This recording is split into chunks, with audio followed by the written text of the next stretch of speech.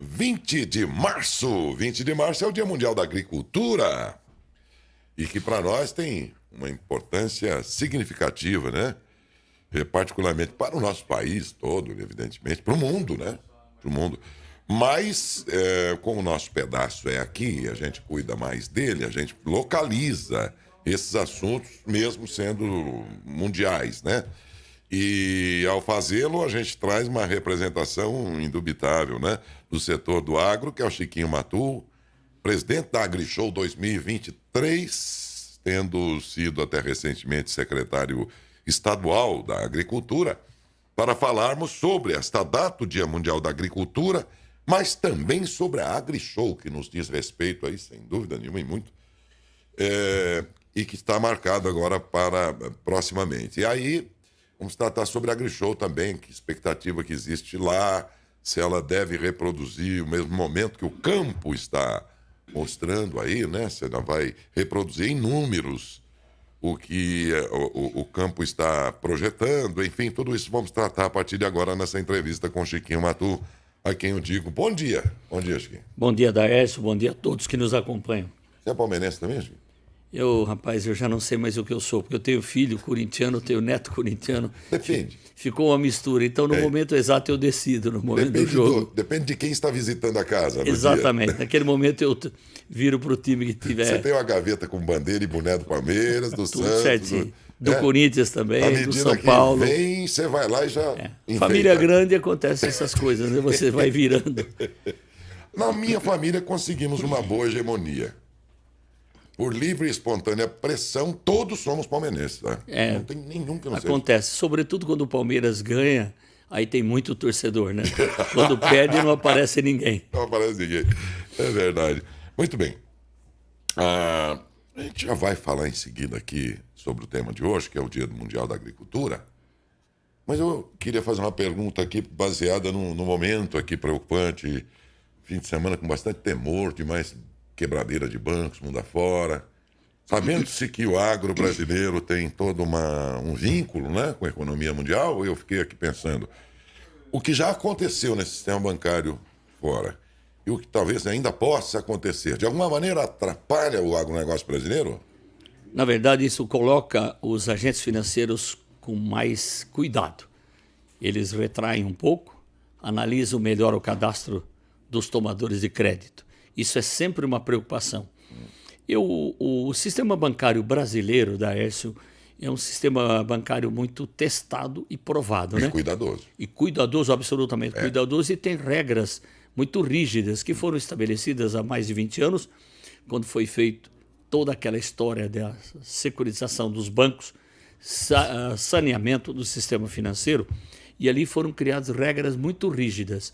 Depois veio o Acordo da Basileia, que estabeleceu regras ainda mais rígidas, e o Brasil levou a sério tudo isso.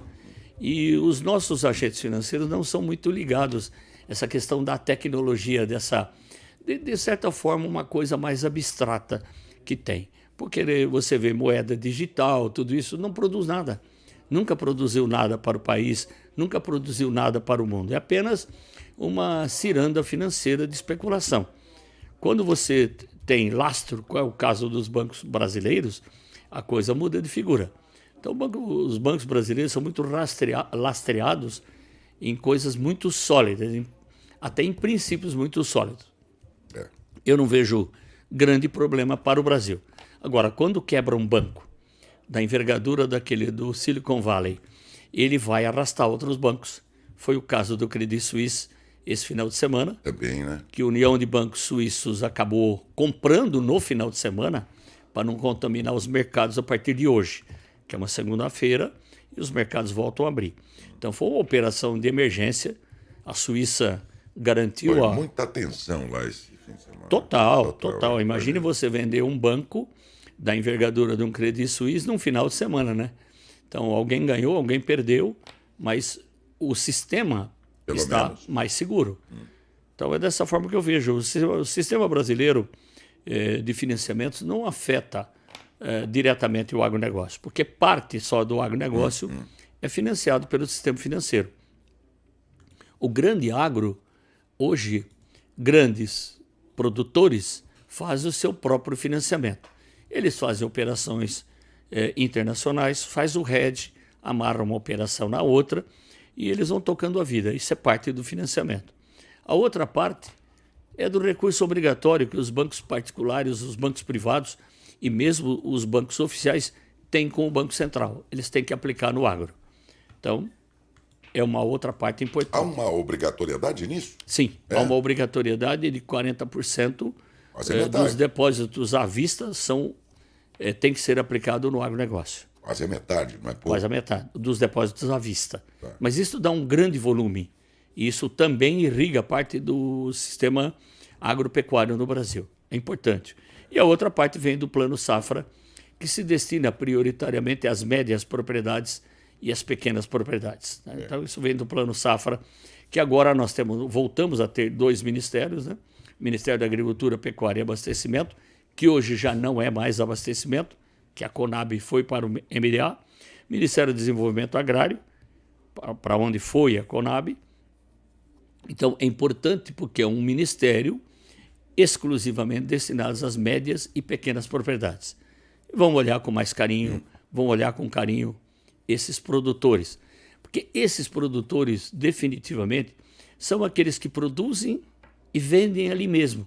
Ele não passa por grandes logísticas de ter que levar ao CEAGESP, de ter que levar aqui ou levar ali, ou não opera um Bolsa de Chicago, não opera um Bolsa de... agricultura familiar, tipicamente. Poderia chamar de agricultura familiar, apesar que no conceito mundial de agricultura familiar é toda agricultura que é gerida por família. Então, se você pega uma amagem, por exemplo, é uma família. É conceito. Não ficou muito claro até hoje o que é tal agricultura. Eu ficaria em pequenas e médias propriedades, né? Não pronto, importa. Fica mais fácil identificar, né? E mesmo quando você fala em pequenas e médias propriedades, quando essa propriedade se dedica à fruticultura, à floricultura, eles são pequenas propriedades de alta renda. Então, a gente... tem que meio que definir melhor aí. Vamos esperar que isso tudo se resuma ao que aconteceu, que já não é pouco, que já causou grande preocupação mundial, mas sempre acreditando no sistema bancário brasileiro. Eu até comentava aqui semana passada, dizendo, olha, basta lembrar 2008, aquela ciranda louca do setor imobiliário dos bancos americanos lá, né? Que não aconteceria no sistema bancário brasileiro nunca, né? Que é muito mais cuidadoso, ele é muito mais rigoroso e não permitiria chegar a uma situação daquela, né? Pelo menos já se revelou assim, nesse momento aqui também é o que os economistas dizem, né? No nosso sistema bancário, ele dificilmente aconteceria esse tipo de coisa, assim, por serem muito mais cuidadosos. Muito bem, que era só uma pergunta que eu ia aproveitar em função do momento aqui, mas vamos ao Dia Mundial da Agricultura. A comida que nós comemos aqui no Brasil, aquela que fica aqui predominantemente para o brasileiro utilizar, ela é do pequeno agricultor, aí de novo, o agricultor familiar, ou vamos chamá-lo de pequeno e médio, e o grande alimento mundo? Como é que se divide hoje e para onde vai a produção de cada um deles, Chiquinho? Bom, primeiro eu tenho que fazer conta de forma correta.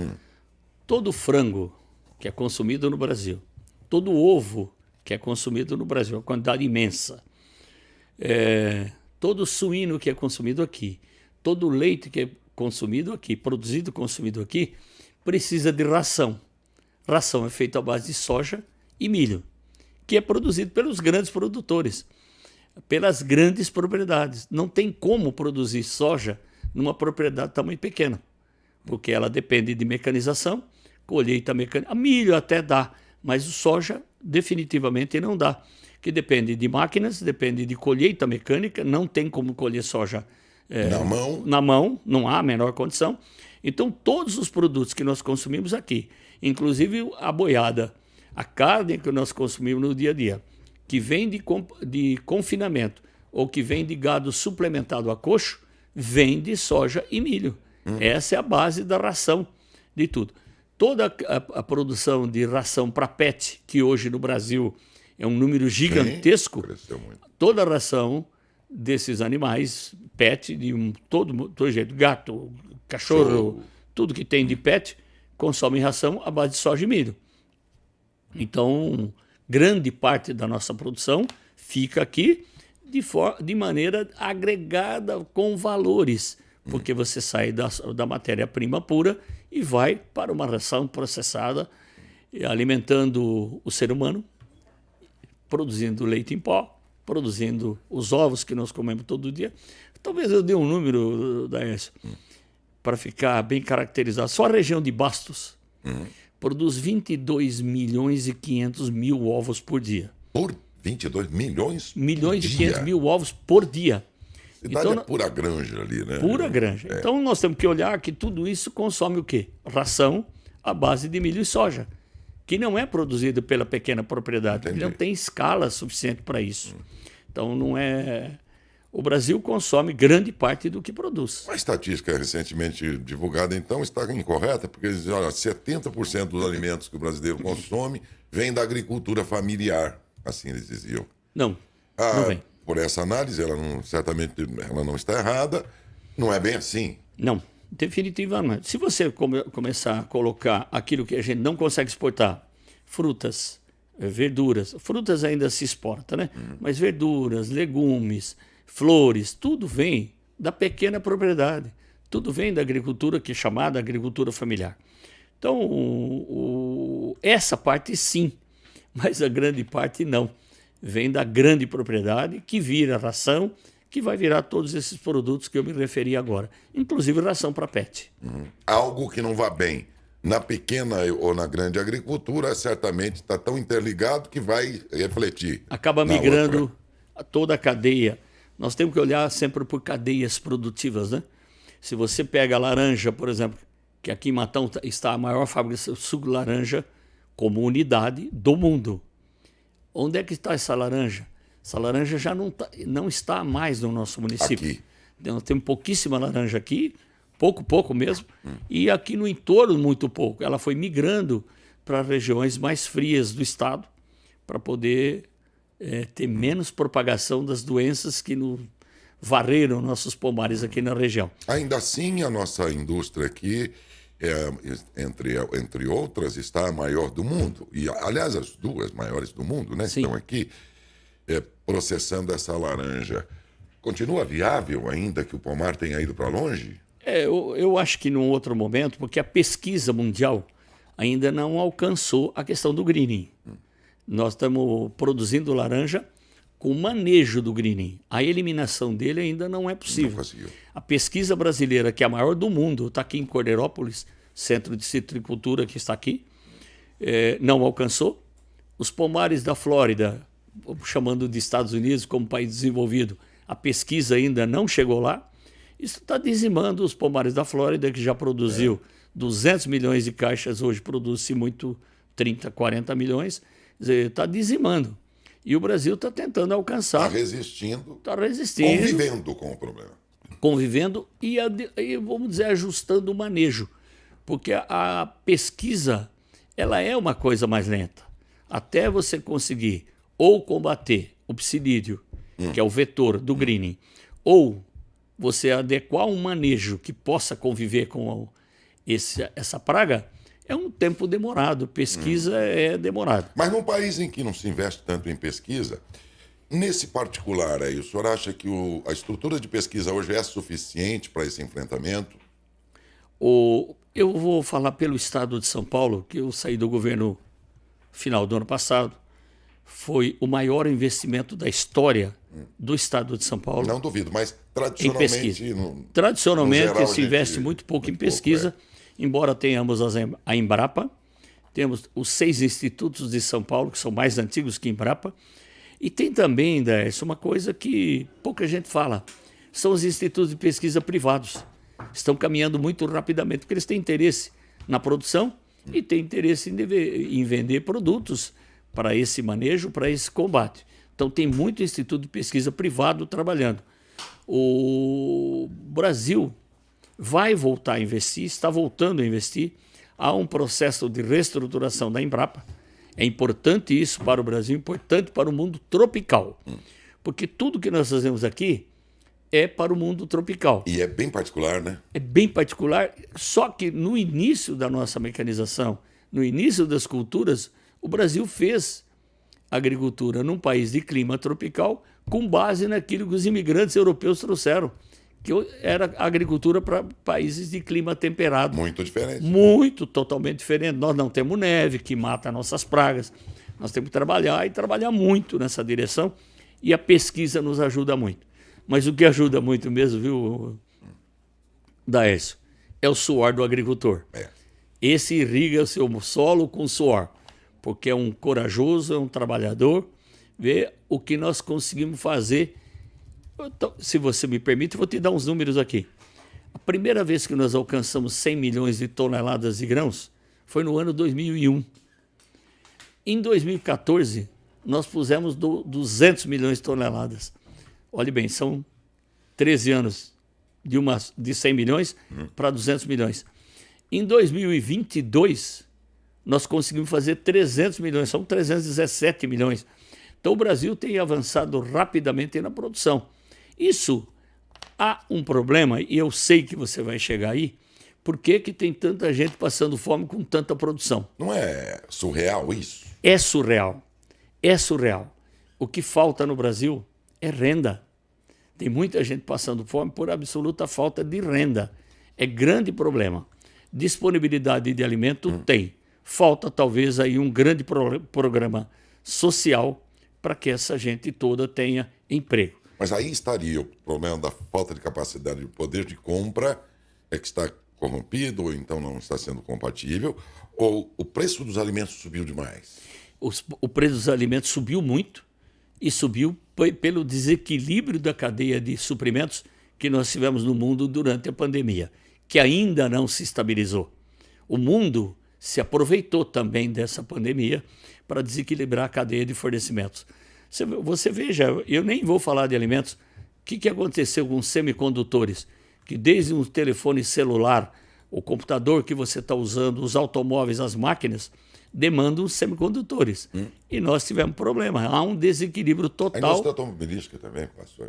A indústria automobilística está passando por esse problema ainda. Não está normalizado.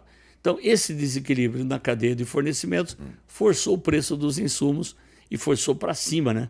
O que é um grande problema. E, por conta disso, o preço dos alimentos avançou. Em detrimento da condição de compra, do poder de compra Exatamente. Da população. O Brasil tem que continuar gerando emprego, que ainda é a melhor forma de distribuir renda que tem no mundo.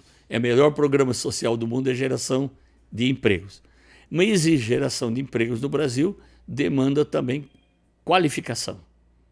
Então, hoje, há demanda para a mão de obra qualificada e para não qualificada não existe demanda. É verdade. Lá por 2011, por aí, quando se tinha um número de empregados, pessoas trabalhando bem alto e tal, a grande preocupação já era dessa. Qualquer probleminha que der, o desqualificado vai para a rua, ele é o primeiro. É o primeiro. De novo, caímos na tal da educação. Daércio, nós temos que louvar Matão, porque aqui nós temos SESI, nós temos Senai, nós temos a ETEC, nós temos o IFESP, nós temos a FATEC. E, olha, é de observar, porque é 100% de empregabilidade quem sai, quer seja do curso médio ou do superior.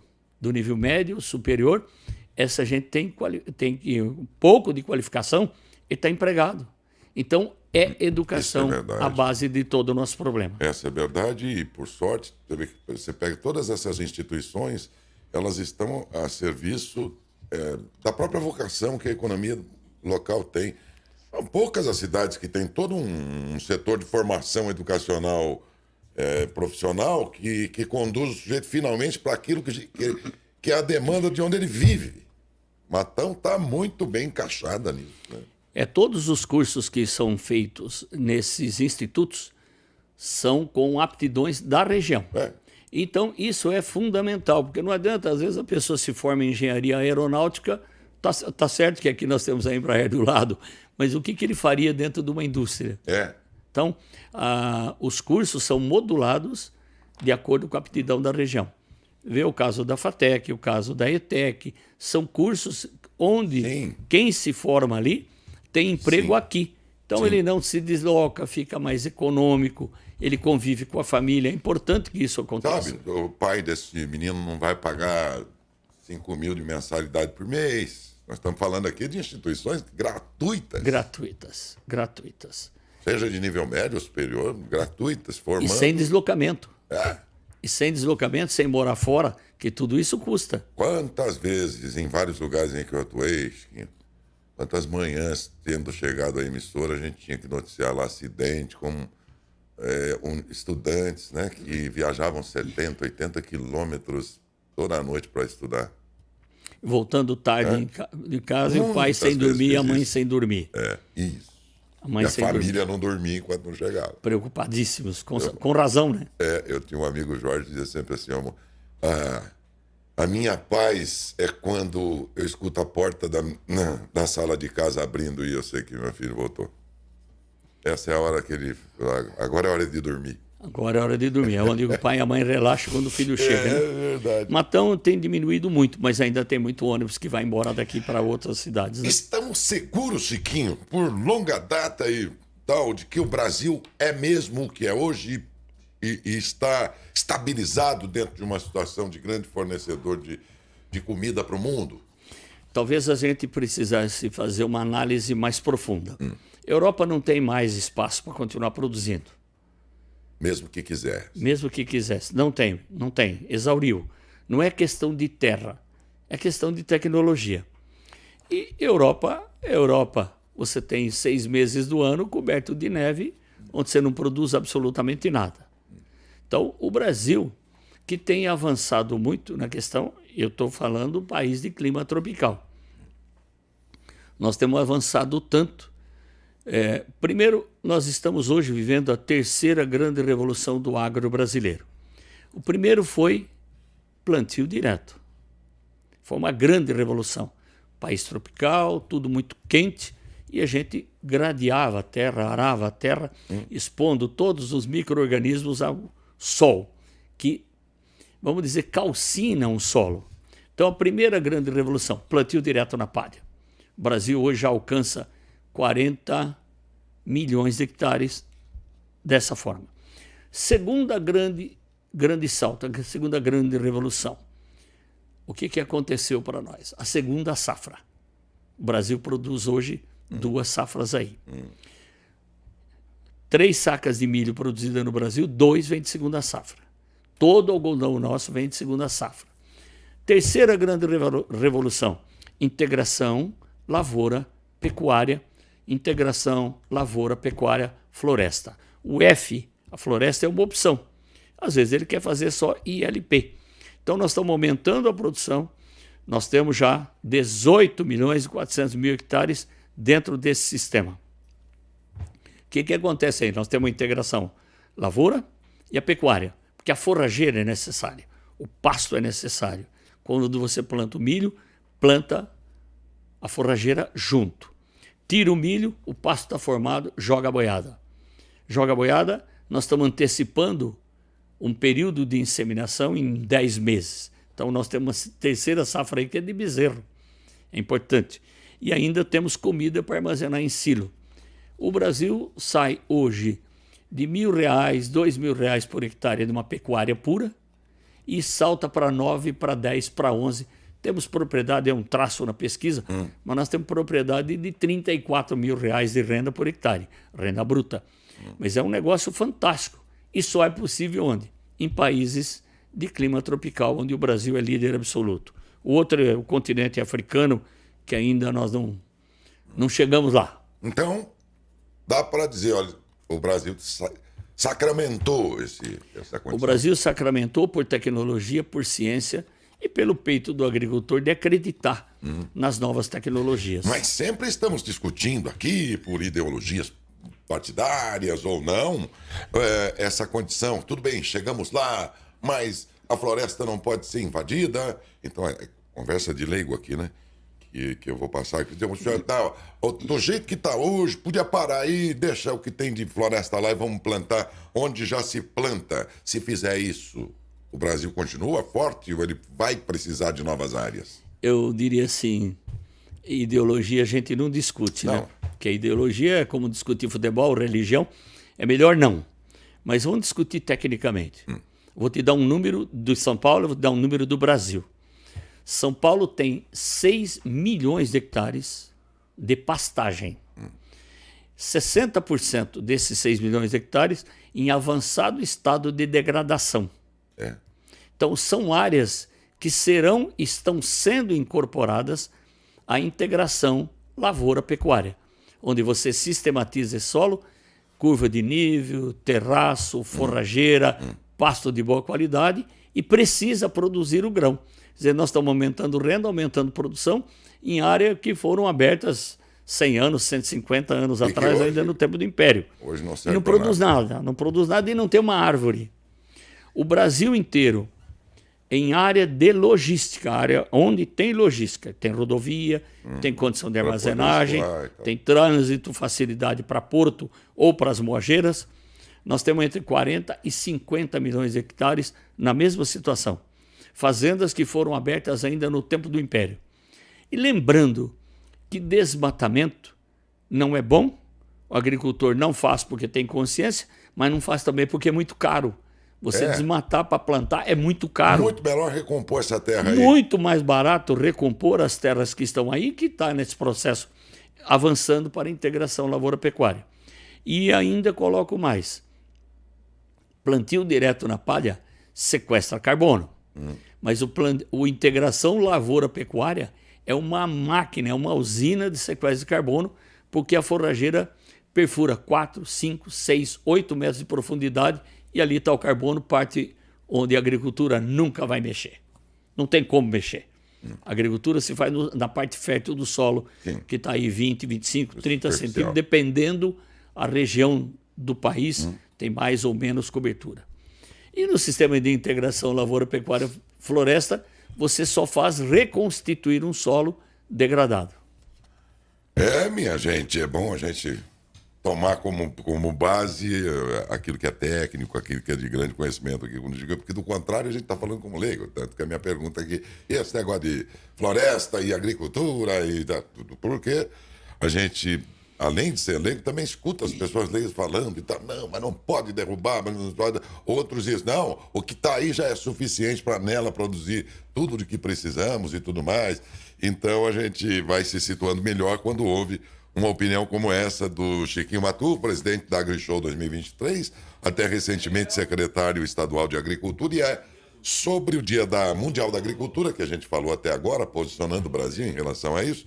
Mas agora vamos falar de AgriShow 2023, que vem aí, já nos primeiros dias de maio, porque eles encaixam sempre no 1º de maio, né? E ao fazer esse encaixe esse ano, ficou em que período o AgriShow? A AgriShow começa dia 1º de maio até dia 5, de segunda a sexta. Que é segunda ou dia 1º? Dia 1º de maio. Na segunda-feira. 1º de maio. Sempre a gente colocou aí, e tem razão para colocar ali. Historicamente não chove nesse período. Como ele é uma feira a céu aberto, se chover é um complicador maior. Mas, Chiquinho, já que o feriado é na segunda, por que não começar no dia 30, então? Que seria englobar o fim de semana que antecede? A gente decidiu por uma feira técnica, né? Então não é uma feira com atração, não é uma feira com festa, com roda gigante, com parque, com shows. Nada. Feira abre às 9 horas da manhã, fecha às 18. Então o objetivo não é fazer no final de semana. Quem tem que ir vai na segunda. Quem tem que ir vai para fazer negócios, vai para conhecer tecnologias e vai para trocar informações. O agricultor traz verdadeiros tesouros de informação para os técnicos das fábricas, e as fábricas transferem também grandes conhecimentos aos produtores. As novidades estão aí. Mas interessante, né, que a gente não é uma feira para show sertanejo, né? E aí você pega lá a rodovia congestionada e poderia imaginar, devem estar indo porque acho que os Beatles vão tocar lá, né? Seria impossível, estou exagerando aqui, mas... Sim. Mas, pode dizer, não, são pessoas do meio em busca de assunto técnico. Qual outra feira que seja essencialmente técnica chega a congestionar uma rodovia como aquela? Na verdade, hoje a AgriShow é a maior do mundo dentro do segmento, e essa atração é justamente o agricultor buscando conhecimento, buscando tecnologia, levando conhecimentos aos fabricantes, mas ele vai buscar, porque ele precisa continuar tendo ganhos de produtividade. Você pega 15 anos atrás, 10 anos atrás, nós produzimos em média 40, 45 sacas de soja por hectare. Hoje nós estamos aí acima de 70. 100 sacas de soja é possível? É. Há 3 anos atrás é um traçozinho na pesquisa. Hoje já existe percentual elevado de 100 sacas de soja por hectare. Então, definitivamente, não tem que comprar mais terra. Não tem que abrir mais terra. Tem que usar o que tem e usar a tecnologia disponível. Que as máquinas estão lá para colher 45 sacas de soja ou 100 sacas de soja. O investimento já está feito. Então, se investe em conhecimento, em tecnologia. E é isso que o produtor vai congestionar as rodovias do entorno de Ribeirão Preto todo. Qual foi a última performance, o último faturamento mais importante da AgriShow e comparativamente, qual é a perspectiva que vocês têm para este ano para uma feira que bate recordes a cada execução, a cada realização? 2022. Foi o número. Nós faturamos o número que nós divulgamos, e eu vou explicar.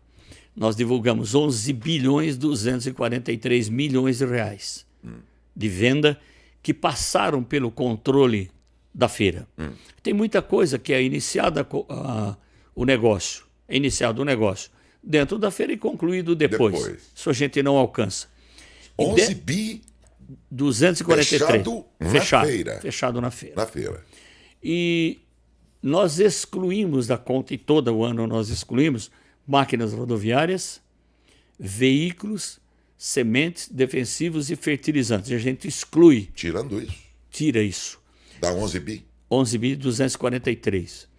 Se inclui esses itens que a gente exclui, a gente chega a 20 bilhões ou 4 bilhões de dólares de comercialização em 5 dias. É um negócio gigantesco o que se movimenta na AgriShow. Então, 20 bi? Quanto deu então em 2022? 20 total? bilhões. 20 bi. Qual é a expectativa de vocês para este ano? Há também aquilo que nós começamos a nossa conversa aqui, um desequilíbrio nos preços, né? Os preços de hoje não são os mesmos de 2022. Então a expectativa é que tenha um volume maior. Mas a feira, a AgriShow, não pode ser medida só pelo seu volume de vendas e nem pelo seu número de visitantes. É pela qualidade dos negócios, a troca de conhecimento, a troca de tecnologia que se tem numa feira como essa. E devo dizer, Darcy, avançando até um pouco mais, os próprios concorrentes se beneficiam da novidade que o outro está mostrando. É um ganho, porque o concorrente está a 4 metros ali um do outro. O concorrente não vai entrar na indústria do concorrente. Mas no stand ele entra. Ali ele chega pertinho. Chega dentro do produto. Porque ele está lá, é uma vitrine. Por falar nisso, então toda feira vem. Agora o trator é pilotado de longe por um controle remoto, sei lá o quê.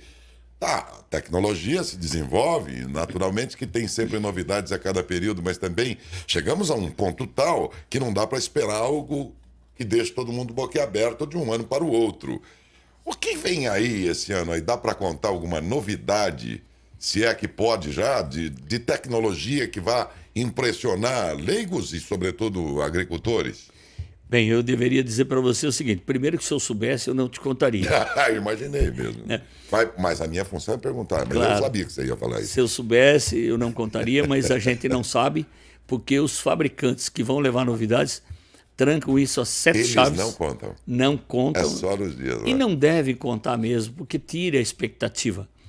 E o que acontece? Qual é a diferença da AgriShow para as outras feiras que acontecem no mundo?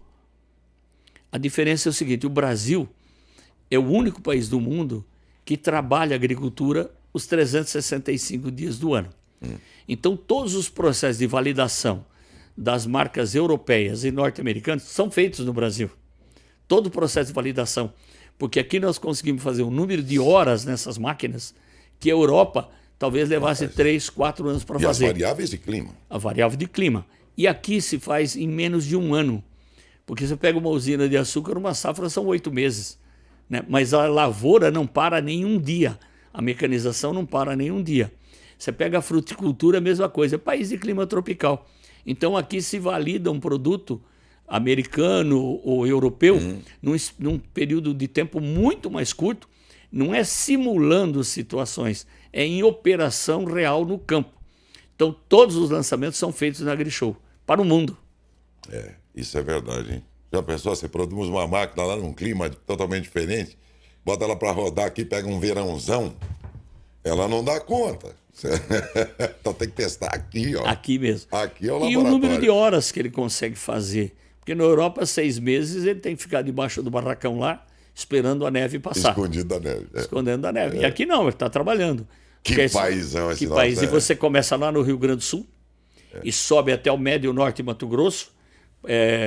Em diferentes épocas de plantio, essa máquina vai subindo, vai plantando e vai fazendo as horas que eles necessitam para o processo de validação. Ô, Chiquinho, já vamos encerrando aqui os 2 assuntos que trouxeram aqui. Mas agora você falou aí, levante-se em conta que a indústria de máquinas aqui, ela abastece muito o setor de produção de grãos, né? Nós sabemos disso. E o Rio Grande do Sul mostrou lá uma situação de seca lá esses dias, que eu não sei o que isso representa em números, tudo, mas me lembrei que as nossas indústrias aqui mandam muito de suas máquinas para o Rio Grande do Sul, por exemplo, né?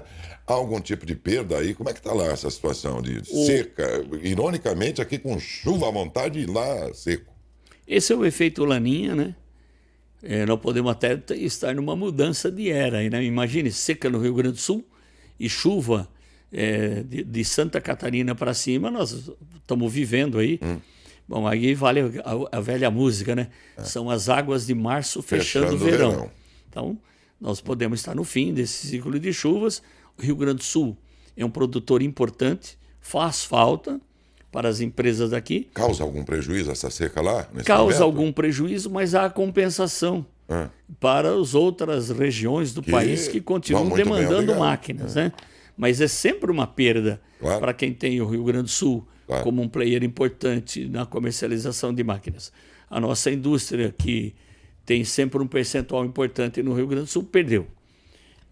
Fizemos agora a feira de Não Me Toque, uma feira importante, é uma feira regional muito importante, e lá se caracterizou a perda do milho e boa parte do soja. Choveu no médio Mato Grosso. A feira foi bem agora?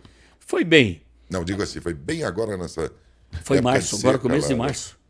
Foi bem em cima. Nossa. E isso é uma perda para quem comercializa naquela região. Naquele momento? Naquele momento. Vai voltar a chover uma hora, bem na hora da seca. Aí volta uma velha tese que nós estamos defendendo há muito tempo, que é o seguro, né? Porque quando tem o seguro de uma lavoura, e o Brasil tem caminhado nisso, mas tem caminhado a passos muito lentos, quando tem uma perda de lavoura, o agricultor está devendo no banco. Ele quebra.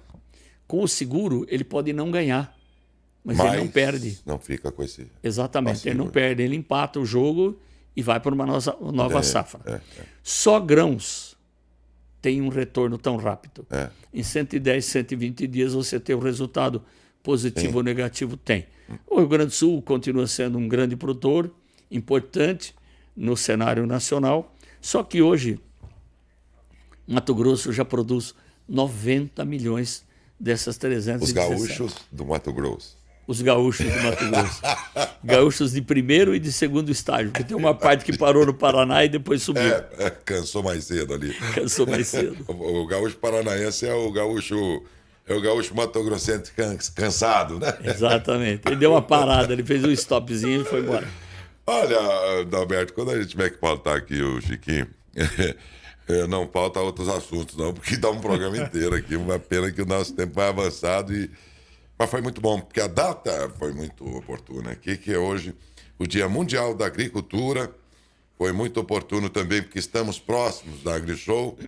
E muito oportuno, porque isso permitiu trazer um dos caras que mais entendem de agricultura nesse nosso país, que é, para nosso orgulho, então, matonense, o Chiquinho Matu, a quem agradecemos pela vinda mais uma vez ao programa. Muito obrigado, Chiquinho. Eu é que agradeço, aproveito nesse Dia Mundial da Agricultura saudar os agricultores.